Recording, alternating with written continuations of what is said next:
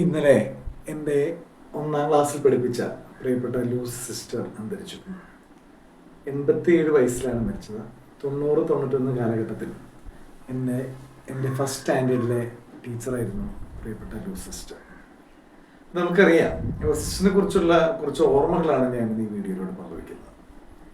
കാരണം ഒരു 35 വർഷം മുമ്പ് എന്നെ പഠിപ്പിച്ച സിസ്റ്റർ ഏതൊരു വിദ്യാർത്ഥിയുടെ ജീവിതത്തിലും അവരുടെ റോൾ മോഡലായിട്ടുള്ള കുറേ അധ്യാപകരുണ്ടാവും. അതിലെൻ്റെ ആദ്യത്തെ ഒരു റോൾ മോഡലായിട്ടുള്ള ഒരു അധ്യാപികയാണ് ലൂസ് സിസ്റ്റർ എന്ന് പറയുന്നത്. കാരണം അക്ഷരം പഠിപ്പിച്ച ഗുരുവാണ്. ആ അക്ഷരത്തിൻ്റെ പുറത്താണ് ബാക്കി എല്ലാ കാര്യങ്ങളും നമ്മൾ ചെയ്യുന്നത്. അപ്പോൾ പ്രത്യേകിച്ച് ചെറിയ ക്ലാസ്സുകൾ പഠിപ്പിക്കുന്ന അധ്യാപകർക്ക് വളരെയധികം പ്രാധാന്യമുണ്ട്. അവരുടെ ഒരു എഫർട്ടാണ് നമ്മളെ, കാരണം ആ എഫർട്ടാണ് മറ്റു വലിയ ഭാഷകളും കാര്യങ്ങളും ഒക്കെ പഠിക്കാൻ നമ്മെ പ്രാപ്തരാക്കുന്നത്. ലൂസ് സിസ്റ്ററിനെ കുറിച്ച് പറയുകയാണെങ്കിൽ എൻ്റെ ഒരു അനുഭവം ഞാൻ ഓർക്കുക. എൻ്റെ ജീവിതത്തിൽ ഒരു അച്ചടക്കം, അതുപോലെ പ്രാർത്ഥിക്കുക അല്ലെങ്കിൽ ഞങ്ങൾ പഠിപ്പിച്ചത് സിസ്റ്ററാണ്. അപ്പോൾ ഞാൻ ഒന്നാം ക്ലാസ്സിൽ പഠിക്കുന്ന സമയത്ത് എൻ്റെ വീട് സ്കൂളിൽ നിന്ന് ഏകദേശം 1-2 കിലോമീറ്റർ അകലെയായിരുന്നു. അപ്പോൾ ഞാനവിടെ കൃത്യസമയത്ത് എത്താനായിട്ട് ചെറിയ കുട്ടിയാണെങ്കിലും അമ്മ പറയുന്നത് കേൾക്കാതെ ഓടിച്ചാടി വരികയാണ് ചെയ്തത്. അപ്പോൾ ഞാൻ വരുന്ന വഴിയിൽ റെയിൽവേ ക്രോസ് ഒക്കെ ഉണ്ട്. ഇപ്പം ചെറിയ കുട്ടിയാണ്, 5-6 വയസ്സാണ് പ്രായമുള്ളൂ. അപ്പം അമ്മ സാരിയൊക്കെ മാറി വരുന്നതിന് മുമ്പ് ഞാൻ സ്കൂളിൽ കൃത്യം എത്താനായിട്ട് വളരെ സ്പീഡിൽ വന്നു. അമ്മയ്ക്ക് പിന്നാലെ തമ്മിൽ താഴെ അനുജത്തി ഉണ്ട്. അപ്പം അനുജത്തിനെ വീണ്ടും അടുത്ത് ആക്കിയിട്ട് വേണം വരാനായിട്ട്. സ്കൂളിൽ വൈകരുത് എന്നുള്ള ഒരു ഇതിൽ ഞാൻ അവിടുന്ന് ഈ 1.5 കിലോമീറ്ററോളം ദൂരം ഈ റെയിൽവേ ക്രോസ് സ്പീഡ് വരികയാണ്. അമ്മ ബാക്കിൽ ഇവിടെ വരും എന്നുള്ളത്. അപ്പം അമ്മയ്ക്കാണെങ്കിൽ എൻ്റെ ബോഡി എത്താനും പറ്റുന്നില്ല. ഞാൻ സ്കൂളിൽ ബെല്ലടിക്കുന്നതിന് മുമ്പ് എത്തി. അമ്മ അതിന് ശേഷമാണ് ബെല്ലടിച്ചതിന് ശേഷം എത്തിയത്. അപ്പം അമ്മ സിസ്റ്ററിനോട് പറഞ്ഞിങ്ങനെ ആളിങ്ങനെ അവിടുന്ന് ഒന്നും സിസ്റ്റർ. അപ്പം ഞാൻ വിചാരിച്ചു ഞാൻ കൃത്യസമയത്ത് എത്തിയില്ലോ. സിസ്റ്റർ എന്നെ വിളിച്ചിട്ടൊരു അടിയാണ് തന്നത്. ആ അടിയുടെ ചൂടിന്നും എൻ്റെ കയ്യിലുണ്ട്. അതാണ് സിസ്റ്റർ എന്നോട് പറഞ്ഞത്, ആദ്യം അമ്മ പറയുന്നത് കേൾക്കണം. കാരണം നമ്മുടെ ആ ഒരു പ്രായത്തിൽ അത് മനസ്സിലാക്കാനുള്ള ഒരു ബോധം നമുക്കില്ലായിരുന്നു. പക്ഷെ ആ ഒരു അടി ജീവിതത്തിൽ എനിക്ക് അച്ചടക്കും, അതുപോലെ എവിടെയും ഈ പ്രായത്തിലും എവിടെ പോയാലും അമ്മയോട് പറഞ്ഞിട്ട് പോകാൻ ഉള്ളൊരു ചിന്ത അല്ലെങ്കിൽ ജീവിതത്തിന്റെ പല ഘട്ടത്തിലും. കാരണം നമുക്കറിയുന്നത് കുട്ടികളൊക്കെ നമ്മൾ എവിടെയെങ്കിലൊക്കെ പോയി കഴിഞ്ഞാൽ ഏറ്റവും അധികം വേദനിക്കുന്നത് അമ്മമാരായിരിക്കും. ഇപ്പൊ നമുക്ക് ഭാര്യമാരൊക്കെ ഉണ്ടെങ്കിലും ഭാര്യയെ കൂടുതൽ ചിന്തിക്കുന്നത് ഒരുപക്ഷെ അമ്മയായിരിക്കാം. മകൻ വളർന്നാലും മകൾ വളർന്നാലും എത്ര വലുതായാലും അവർക്ക് നമ്മളെപ്പോഴും കുഞ്ഞാണ്. അപ്പൊ ആ ഒരു വലിയൊരു തിരിച്ചറിവാണ് ടീച്ചർ എന്നത്. മാത്രമല്ല എങ്ങനെ പ്രാർത്ഥിക്കണം, എന്താണ് പ്രാർത്ഥനയുടെ ഒരു ഇമ്പോർട്ടൻസ് എന്നൊക്കെ വളരെ ചെറിയ പ്രായത്തിൽ ഞങ്ങളെ കുട്ടികളെ ടീച്ചർ പഠിപ്പിച്ചു. കാരണം അവിടുത്തെ കപ്പുകളിൽ കൊണ്ടുപോയിട്ട് എല്ലാവരോടും കുറച്ച് നേരം പ്രാർത്ഥിക്കണം. അപ്പൊ എല്ലാവരും നല്ല വികൃതികളാണ്, പക്ഷെ അത് വളരെ കൃത്യമായുള്ളൊരു കാര്യമാണ്. ഒരു ദിവസം ഇത്ര നേരം, ഒരു 5 മിനിറ്റ് ഒക്കെ ഇത്.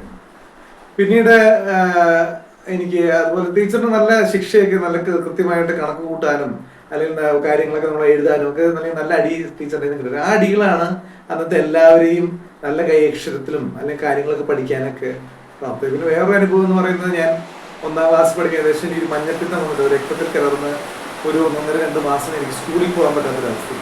സിസ്റ്റർ എൻ്റെ വീട്ടിലേക്ക് അന്വേഷിച്ചു വന്ന് അമ്മേനെയൊക്കെ സമാധാനിപ്പിച്ചും അതുപോലെ സിസ്റ്ററിനെയാണ് ഞാൻ 2-ാം ക്ലാസ്സിലേക്ക് ഈ 2 മാസം എനിക്ക് ക്ലാസ്സിലിരിക്കാൻ പറ്റിയില്ല. 2-ാം ക്ലാസ്സിലേക്ക് പോകും. അപ്പോഴിടയ്ക്ക് ഞങ്ങൾ 2-ാം ക്ലാസ്സിലെ ക്ലാസ്സിലേക്ക് ഇരിക്കുമ്പോൾ സിസ്റ്റർ ഒന്ന് നോക്കും. എൻ്റെ സിസ്റ്റർ 1-ാം ക്ലാസ്സിലെ ഞങ്ങളുടെ സിസ്റ്റർ ആയിരുന്നു. ഞങ്ങളൊക്കെ അവിടെ ശ്രദ്ധയോട് കൂടി ഇരിക്കേണ്ട, ആരെങ്കിലൊക്കെ അവിടെ കുടുംബം കാണിക്കണമെങ്കിൽ 2-ാം ക്ലാസ്സിൽ സിസ്റ്ററിനോട് പ്രത്യേകം പറഞ്ഞ് ഞങ്ങളെ ആ ഒരു അച്ചടക്കത്തിൽ കൊണ്ടുവരുന്ന സിസ്റ്ററുണ്ട്. പിന്നെ അതിനുശേഷം നമ്മൾ അവിടെ ആ സ്കൂളിൽ 4 വരെയാണ്. ഞാൻ LFCLPS കൊരട്ടിയിലാണ് 4-ാം ക്ലാസ് വരെ പഠിച്ചത്. അതിനുശേഷം MAMHSലാണ് ഞാൻ പഠിച്ചത്. പിന്നെ നമ്മൾ +1 +2 ഒക്കെ കഴിഞ്ഞ് പിന്നെ ഞാൻ ജോലി ഒക്കെ ആയിട്ട് 2005 ഞാൻ പൂനെ എന്ന് പറയുന്ന ഒരു ഇന്ത്യയിലെ സിറ്റിയിലാണ് നമ്മുടെ IT എഞ്ചിനീയറിംഗ് വർക്ക് ചെയ്യുന്നത്. പിന്നെ അവിടുത്തെ ഞാൻ ടീച്ചറിനെ സിസ്റ്ററിനെ കുറിച്ചൊക്കെ അന്വേഷിക്കാറുണ്ട്. വിവരങ്ങളൊക്കെ 2007 ഞാൻ അവിടെ തിരിച്ചു വരുമ്പോൾ സിസ്റ്റർ അവിടെ ഞങ്ങളുടെ അടുത്തുള്ള മംഗലശ്ശേരി എന്ന് പറയുന്ന സ്ഥലത്ത് കോൺവെന്റ് വന്നിട്ടുണ്ട് റിട്ടയർഡ് ലൈഫിന് വേണ്ടി. പിന്നെ വീണ്ടും കൊരട്ടിയിലേക്ക് സിസ്റ്റർ വന്നു. അപ്പം എൻ്റെ വീട് പള്ളിയുടെ തൊട്ടടുത്താണ്. സിസ്റ്ററിനെ പോയി കാണാൻ സിസ്റ്ററിൻ്റെ ഓർമ്മകളൊക്കെ ഉണ്ടായിരുന്നു. ഒരു 5 തീയും എടുക്കുന്ന സിസ്റ്ററാണ്. പിന്നീട് എല്ലാ കാര്യങ്ങളും നമ്മൾ സിസ്റ്ററിനെ പോയി കാണുമായിരുന്നു ഇടയ്ക്കിടയ്ക്ക്. അത് വലിയൊരു ഭാഗ്യമാണ്. കാരണം 1-ാം ക്ലാസ്സിൽ പഠിപ്പിച്ച ഒരു സിസ്റ്ററിനെ ജോലി കിട്ടിയിട്ടും ഒക്കെ കാണാൻ സാധിക്കുക എന്ന് പറഞ്ഞ വലിയൊരു കാര്യം. അതുപോലെ ഞാൻ ആദ്യമായിട്ട് എൻ്റെ ജീവിതത്തിൽ ഞാൻ ആദ്യമായിട്ട് ഒരു കാറ് വാങ്ങിക്കുന്നത് 2015 പിന്നെ ഞാൻ ആ കാറിൽ ഞാനും എൻ്റെ അമ്മയും അപ്പച്ചനും കൂടി സിസ്റ്ററിനെ കാണാൻ പോയപ്പോൾ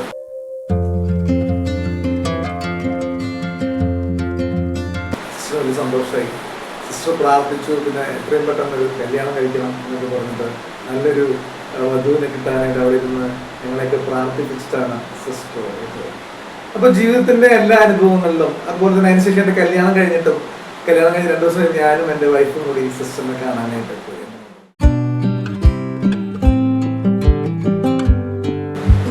അപ്പൊ അതിന്റെ ഫോട്ടോകളൊക്കെ ഞാൻ എടുത്തു വെച്ചിട്ടുണ്ട്. കാരണം വലിയൊരു ഭാഗ്യമാണ്. കാരണം 1ാം ക്ലാസ്സിൽ പഠിപ്പിച്ച അധ്യാപികയെ കാണുവാൻ എത്ര ആൾക്കാർക്ക് ഭാഗ്യമുണ്ടെന്നുള്ളൊരു കാര്യം നമ്മൾ ആലോചിക്കുന്നു. പലരും ചിലപ്പോൾ കണ്ടിട്ട് തന്നെ ഉണ്ടായില്ലെന്ന്. അപ്പൊ പല ഇങ്ങനെ ഫേസ്ബുക്കിലൊക്കെ ഫോട്ടോകളൊക്കെ പങ്കുവയ്ക്കുമ്പോൾ എൻ്റെ സുഹൃത്തുക്കളൊക്കെ വളരെ സ്നേഹത്തോടു കൂടിയും ആകാംക്ഷയോടു കൂടിയൊക്കെ ചോദിക്കാറുണ്ട് സിസ്റ്ററിനെ.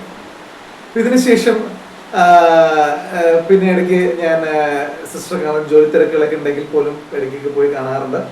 സിസ്റ്ററിന് വലിയൊരു ഊർജ്ജമാണ്. എൻ്റെ ആദ്യത്തെ മകൾ ജനിക്കുന്നത് 2016-ലാണ്. അവളെയും സിസ്റ്ററിനെ കൊണ്ട്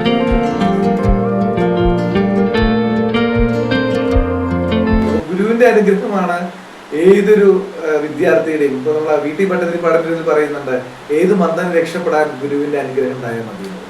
അപ്പൊ അതിനുശേഷം ഞാൻ അധ്യാപന വൃത്തിയിലേക്ക് വരുമ്പോഴും ഒക്കെ ടീച്ചറിന്റെ ആ ഒരു അനുഗ്രഹവും ആ ഒരു സപ്പോർട്ടും പ്രാർത്ഥനയും ഒക്കെ എൻ്റെ ജീവിതത്തിലുടനീളമുണ്ടായിരുന്നു. പിന്നീട് 2019-ലാണ് ഞങ്ങളുടെ 90-91 ബാച്ചിലെ കുട്ടികൾ ഒരു റീയൂണിയൻ. അതും ഏകദേശം 30 വർഷങ്ങൾക്ക് ശേഷം, 30 വർഷം, ഏകദേശം 30ഓളം വർഷങ്ങളിലാണ് റീയൂണിയൻ. അപ്പൊ അങ്ങനെ എല്ലാവരും ഒന്ന് സിസ്റ്ററിനെ കണ്ടു.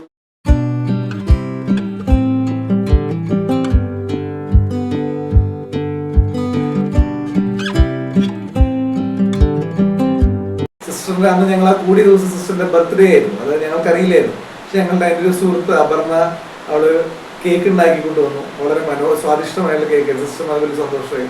സിസ്റ്റർ ഞങ്ങൾക്കൊക്കെ ചെറിയ സമ്മാനങ്ങളൊക്കെ തന്നിട്ടാണ് ഞങ്ങൾ വരുന്നത്. സിസ്റ്റർ അറിഞ്ഞത്. അപ്പൊ മറ്റ് സിസ്റ്റേഴ്സ് സിസ്റ്റർ കാലത്ത് തൊട്ട് അതിനുവേണ്ടി ഞങ്ങൾ കാണാനായിട്ട് ഒരുങ്ങിയിരിക്കുന്നു.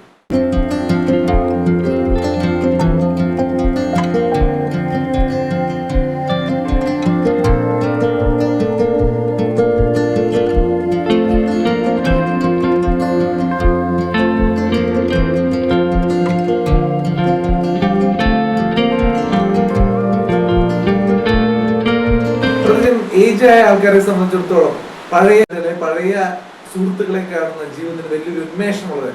അപ്പൊ കൂടെയുള്ള സിസ്റ്റർ പറഞ്ഞു, കാരണം നിങ്ങളെ കണ്ടു കഴിഞ്ഞാൽ 1-2 ആഴ്ചത്തേക്ക് സിസ്റ്ററിന് ഭയങ്കര ഒരു ഉന്മേഷമായിരുന്നു. അപ്പോഴും സിസ്റ്റർ ആകെ ഓർമ്മക്കുറവൊക്കെ ഉണ്ട്, വയ്യായികയൊക്കെ. അന്നും ഞങ്ങളെ എല്ലാവരും, ഈ മുതിർന്ന എല്ലാ കുട്ടികളും, എല്ലാവരും കുട്ടികളൊക്കെ എല്ലാവരും അവരൊക്കെ തൊട്ടടുത്തുള്ള കപ്പേലയിൽ പ്രാർത്ഥിച്ചിട്ടാണ് സിസ്റ്റർ പോയത്. പിന്നീട് ഞങ്ങൾ ഓരോ വർഷവും അവിടെ റീയൂണിയൻ വയ്ക്കാറ് സിസ്റ്ററിനെ കാണാറുണ്ട്. അതിനുശേഷം 2020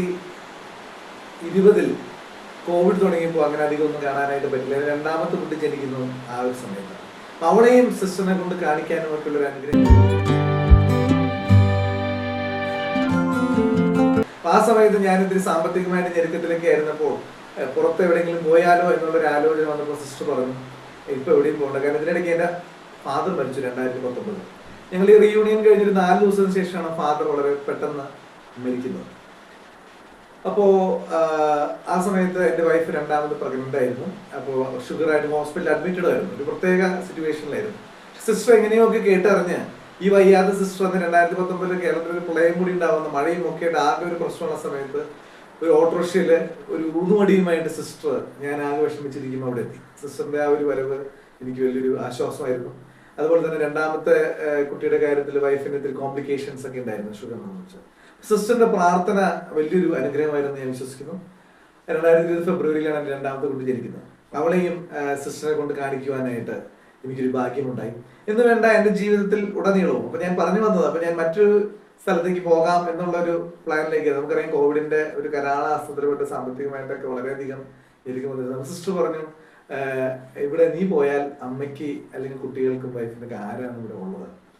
അപ്പോൾ എല്ലാം ശരിയാവും. ഇപ്പൊ ചെയ്യുന്ന കാര്യങ്ങളെ കുറച്ചും കൂടി ഭംഗിയായിട്ട് ചെയ്യാം, ഞാൻ പ്രാർത്ഥിക്കാം, അങ്ങനെ അത് നല്ലൊരു ഇതാവും എന്നൊക്കെ പറഞ്ഞ സിസ്റ്റർ എന്നെ ആശ്വസിപ്പിച്ചതും.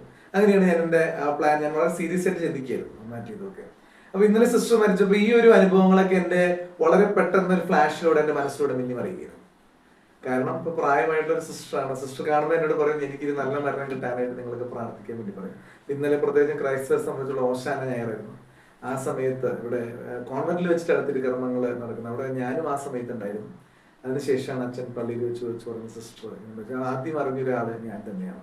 അപ്പൊ അതിനു മുമ്പ് ഒരാഴ്ച എനിക്കിങ്ങനെ തോന്നിയിരുന്നു, ഞാൻ എൻ്റെ കൂടെ വർക്ക് ചെയ്യുന്ന ഇവരോടൊക്കെ പറയുന്നത് പഠിപ്പിച്ച സിസ്റ്ററാണ്. പലരും ഞങ്ങളുടെ കൂടെ ഉണ്ടായിരുന്ന വേറൊരു കുട്ടി ജസ്ന എന്ന് പറഞ്ഞ കുട്ടിയും അതുപോലെ തന്നെ അവരൊക്കെ ഞാൻ ഇന്നലെ കണ്ടപ്പോൾ അവരും പറഞ്ഞു ഞങ്ങൾ കഴിഞ്ഞ ആഴ്ച ഇതുപോലെ തന്നെ എൻ്റെ മക്കളോടൊക്കെ ഇങ്ങനെ സിസ്റ്ററിനെ കുറിച്ച് പറഞ്ഞിരുന്നു. എല്ലാവരും പല അകലങ്ങളിലുള്ള ആൾക്കാരൊക്കെ ഉണ്ട്. അപ്പോൾ ഞങ്ങളൊരു ചെറിയ വാട്സപ്പ് ഗ്രൂപ്പൊക്കെ ഉണ്ട്. അപ്പോൾ അവരൊക്കെ മനസ്സിലൊരു വേറൊരു ഒരു സുഹൃത്തിൻ്റെ മകൻ്റെ ബർത്ത്ഡേ ആയിരുന്നു, മെരി എന്ന ബഹ്റിനിലാണ്. അപ്പൊ അവര് എന്നോട് വാട്സപ്പിൽ വിളിച്ചിട്ട് പറഞ്ഞു ഇങ്ങനെ ബർത്ത്ഡേക്കാണ് ഇത് കേട്ട വഴി മനസ്സിലെവിടെയോ സിസ്റ്ററിന്റെ ആ ഒരു രൂപവും അല്ലെങ്കിൽ സിസ്റ്ററിന്റെ ആ ഒരു വേഷവിധാനങ്ങളൊക്കെ എപ്പോഴും ഇങ്ങനെ മനസ്സിലേക്ക് വരുന്നു.